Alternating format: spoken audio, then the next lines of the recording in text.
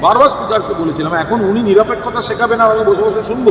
কুণাল ঘোষের যদি আপত্তি থাকতো তাহলে তিনি যেতেন না। তাকে দেখাতে হবে তিনি বিরোধিতা করছেন, সেই কারণের জন্য তিনি ভেতরে ঢুকলেন, আবার বেরিয়ে চলে গেলেন। And it is my decision whether I will listen to them or not. Kunal Ghosh যখন মমতা বন্দ্যোপাধ্যায় বাড়ি থেকে বেরোচ্ছেন, একটা ডিম খেলেন, পচা ডিম তাকে উদ্দেশ্য করে ছোড়া হলো। কুণাল ঘোষ বিধানসভার অভ্যন্তরে যাই বলছেন না কেন, তাকে থামিয়ে দিচ্ছেন যারা শাসক দলের বিধায়করা রয়েছেন তারা। কারণ কুণাল ঘোষকে কেউ পাত্তাই দিতে চাইছে। মমতা বন্দ্যোপাধ্যায়ের সময়কালে তার যে জেল যাত্রা সেটা নিয়ে তিনি কথা বলছেন, আবার তিনি চটি চাটতে সোজা চলে যাচ্ছেন কালীঘাটে মমতা বন্দ্যোপাধ্যায়ের বাড়িতে।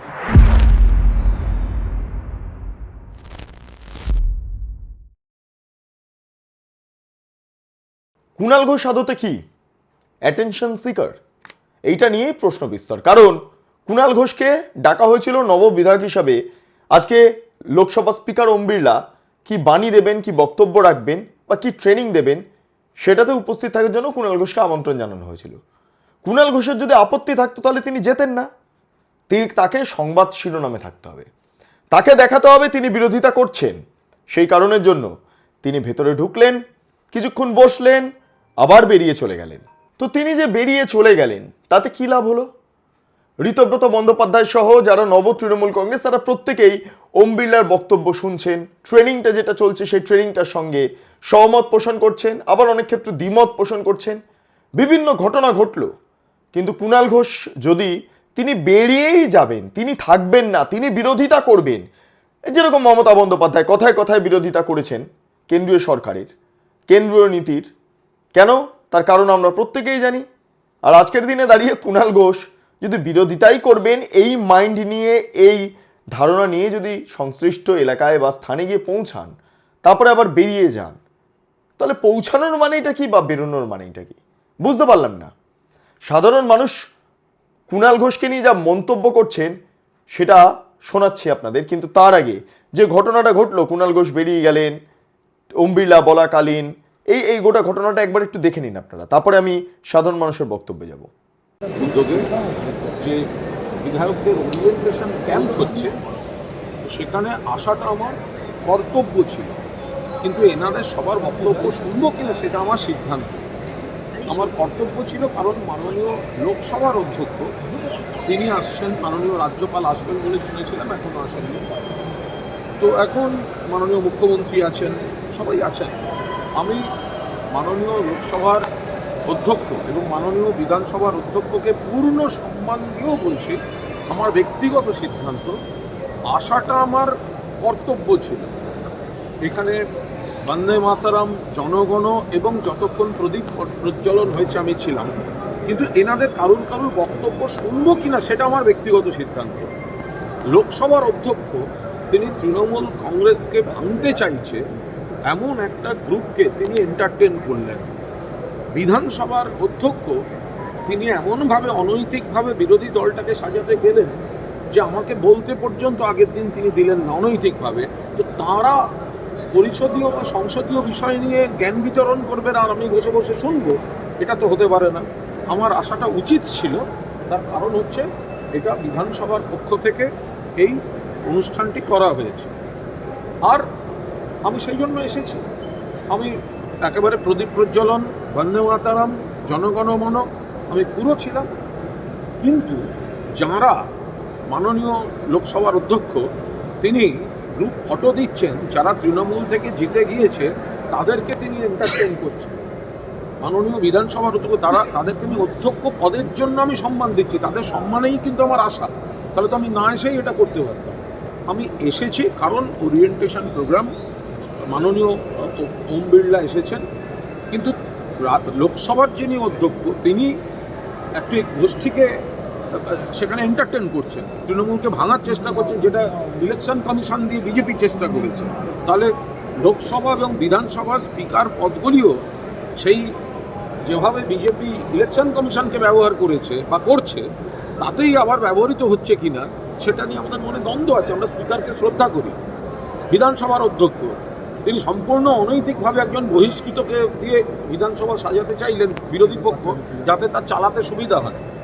আগের দিন আমাকে চক্রান্তমূলকভাবে আমাকে বলতে দেওয়া হলো না। আমি তো অ্যামেন্ডমেন্টে বলেছি, আমি টেকনিক্যাল গ্রাউন্ডে বলেছি, কিন্তু বক্তা তালিকা থেকে আমার চক্রান্তমূলকভাবে আমাকে বাদ দেওয়া হয়েছে। বারবার স্পিকারকে বলেছিলাম, এখন উনি নিরপেক্ষতা শেখাবেন আর আমি বসে বসে শুনবো।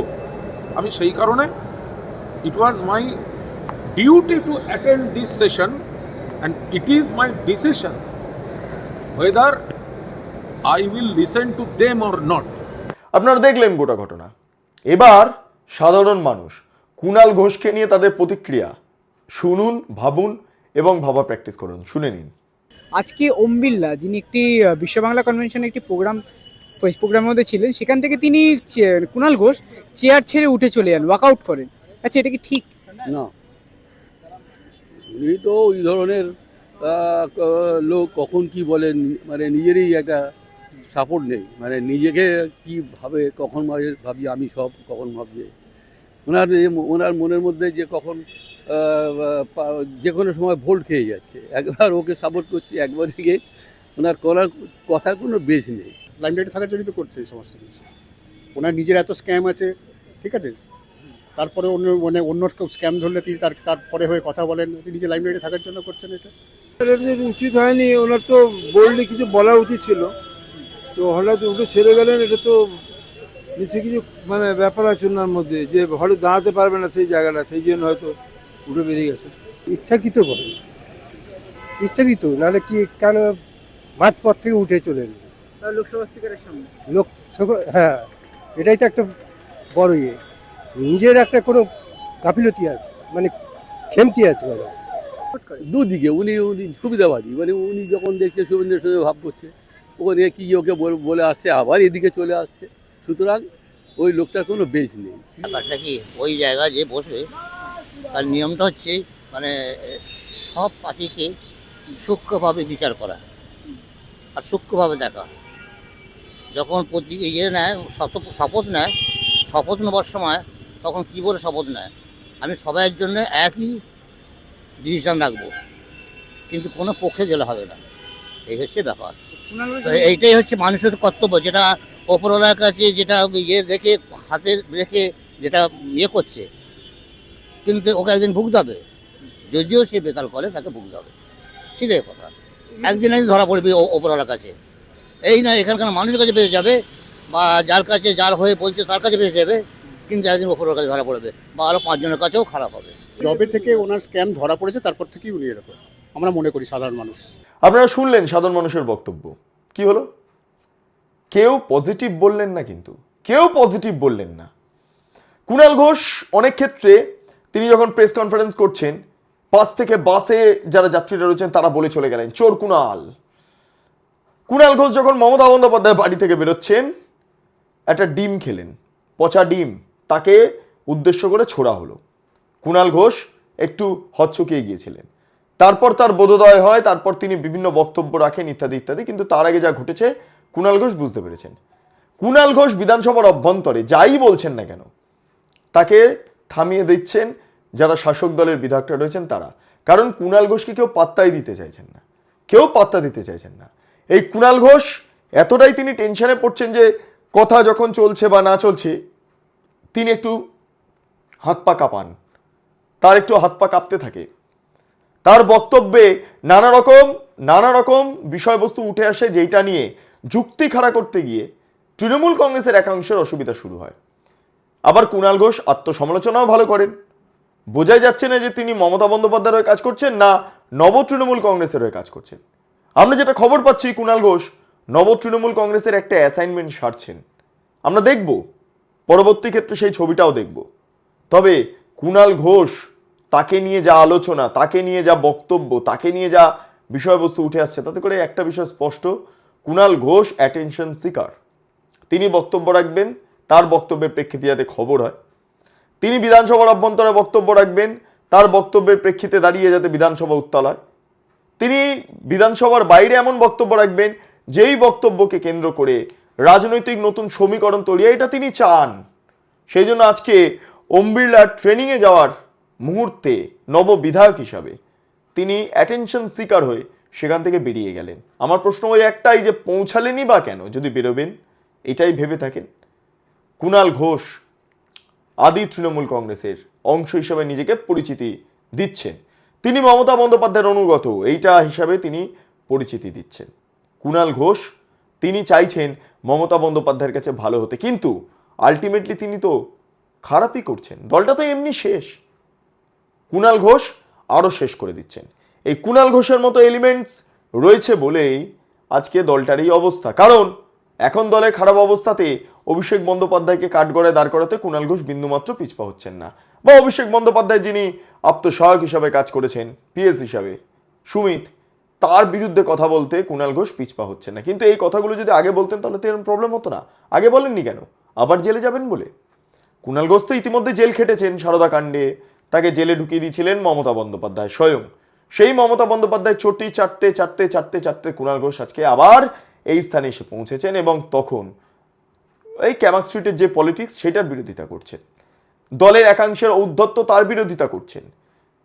কিন্তু কুণাল ঘোষ যদি এই ঔদ্ধত্যের বিরুদ্ধেই থাকতেন তাহলে দল যখন ক্ষমতায় ছিল তখন বলেননি কেন? তখন সাইলেন্ট কেন? তখন ব্রাত্য বসুকে নিয়ে নিজের বই প্রচার করতে ক্যামাক স্ট্রিটে গিয়েছিলেন কেন? অভিষেক বন্দ্যোপাধ্যায়ের সঙ্গে ছবি তুলেছিলেন কেন? এগুলো অনেক কিছু মানে গল্প বা অনেক কিছু পলিটিক্যাল স্ট্র্যাটেজি, এগুলো সব বাইরে বেরিয়ে আসছে। কুণাল ঘোষ এই মুহূর্তে, আমি আবারও বললাম, খবরের শিরোনামে থাকতে চান, একজন নার্সিসিস্ট যিনি নিজেকে ছাড়া কিছু বোঝেন না। কুণাল ঘোষ একজন সেলফ অবসেসড এক পলিটিশিয়ান, যিনি সবসময় চান সংবাদ শিরোনামে থাকতে। তাই কারণ অকারণে তিনি বেরিয়ে যান, আবার হাউসের ভেতরে থাকেন। তিনি ওম বিড়লা ট্রেনিংয়ে যান, আবার সেই ট্রেনিং থেকে বাইরে বেরিয়ে যান। এরকম অনেকগুলো বিষয় কাজ করছে।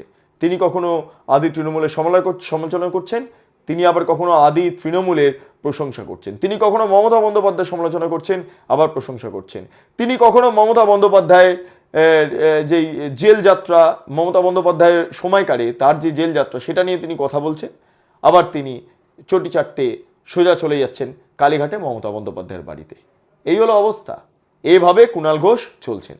অনেকেই তাকে অনেকভাবে ব্যাখ্যা করছেন, আমরাও করেছিলাম। কয়েকদিন আগে একটি খবর প্রকাশ করেছিলাম, যে খবরে ধুরন্ধরের ভূমিকায় কার্যত কুণাল ঘোষকে আমরা দেখতে পাচ্ছি, এমন একটা angle.com-এ স্টোরি আপনাদের সামনে উত্থাপন করেছিলাম। আমারও তাই মনে হচ্ছে কুণাল ঘোষকে নির্দিষ্টভাবে একটা অ্যাসাইনমেন্ট ঋতব্রতর তরফে দেওয়া হয়েছে।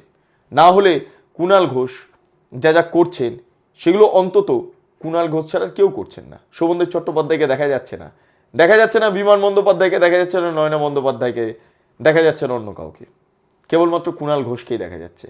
আরেকটা বিষয় দেখুন, কোথায় গেলেন শশী পাজা, কোথায় গেলেন চন্দ্রিমা ভট্টাচার্য, কোথায় গেলেন ব্রাত্য বসু, কোথায়? কোনো খুঁজে পাবেন না, কাউকে আর খুঁজে পাবেন না। সবাই এখন আন্ডারগ্রাউন্ড হয়ে গিয়েছে।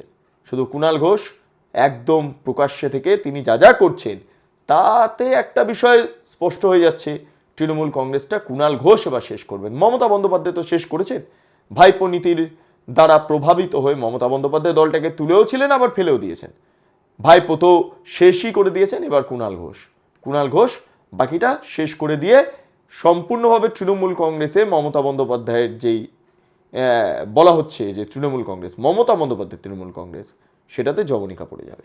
এই হলো বিষয়। যাই হোক, আপনাদের কি মতামত অবশ্যই আপনারা কমেন্ট সেকশনে জানান। আপনারা এতক্ষণ ধরে দেখছিলেন বেঙ্গল লিবার্টি। চ্যানেলটি অবশ্যই ভালো লাগলে লাইক করুন, সাবস্ক্রাইব করুন, শেয়ার করুন, বেল আইকন ক্লিক করুন www.bengalliberty.com। সেখানে ক্লিক করুন, সমস্ত খবর আপনাদের জন্য সাজানো রয়েছে। পাশাপাশি আরও দুটি YouTube channel, Bengal liberty live, Bengal liberty news, সংশ্লিষ্ট দুটি ইউটিউব চ্যানেলও আপনারা প্রবেশ করুন, লাইক করুন, সাবস্ক্রাইব করুন, শেয়ার করুন, বেল আইকন ক্লিক করুন। পাশাপাশি 3টি সোশ্যাল মিডিয়া হ্যান্ডেল, অর্থাৎ Bengal liberty Facebook page, Bengal liberty x handle বা সাবেক টুইট, তার পাশাপাশি ইনস্টাগ্রাম, সংশ্লিষ্ট 3টি সোশ্যাল মিডিয়াতেও আপনারা গিয়ে দেখতে পারেন কি খবর আপনাদের জন্য রাখা আছে। স্বাধীন, কাঁচিন এবং গেরিলা সাংবাদিকতার পাশে দাঁড়ান। অসংখ্য ধন্যবাদ।